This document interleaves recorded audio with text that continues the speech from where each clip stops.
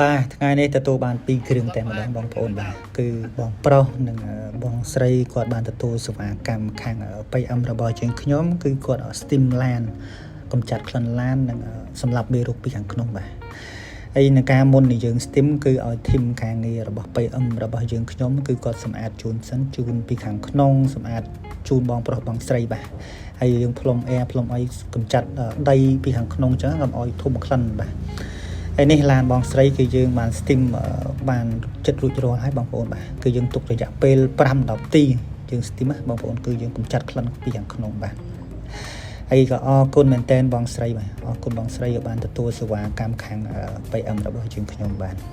ហើយយើងហើយមួយហើយគឺយើងនៅឡានមួយទៀតសម្រាប់ឡានបងប្រុសនេះគឺយើងមុននឹងការ Steam យើងជូតសម្អាតឲ្យអស់ហើយគឺយើងពិនិត្យមើល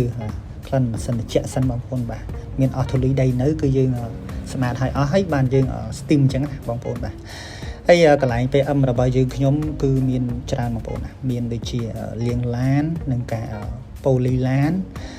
សម្អាតបាតឡានហើយនឹងបោកពូកលាងម៉ាស៊ីនគឺខាង PM របស់យើងខ្ញុំមានបងប្អូនបាទហើយកន្លែង PM របស់យើងខ្ញុំគឺស្រួលរកទេបងប្អូនបាទចុះមកពីខាងត្រួយសេវាមកដល់គោលស្ពានលេខ6និងផ្លូវលេខ6បងប្អូនងាកមកខាងស្ដាំមកគឺនឹងឃើញហាង PM របស់យើងខ្ញុំដែរហើយខាង PM របស់យើងខ្ញុំក៏មានដូចជាកាហ្វេនិងភេសជ្ជៈគ្រប់មុខនិងម្ហូបអាហារបងប្អូនបាទហើយកន្លែងអង្គុយលេងគឺខាង PM របស់យើងខ្ញុំគឺធំទូលាយមែនទែនបាទបរិវេណបងប្អូនអង្គុយខាងក្រៅក៏បានកញ្ចុះក៏បានតុក៏បានបងប្អូនបាទឬក៏បងប្អូនអង្គុយក្នុង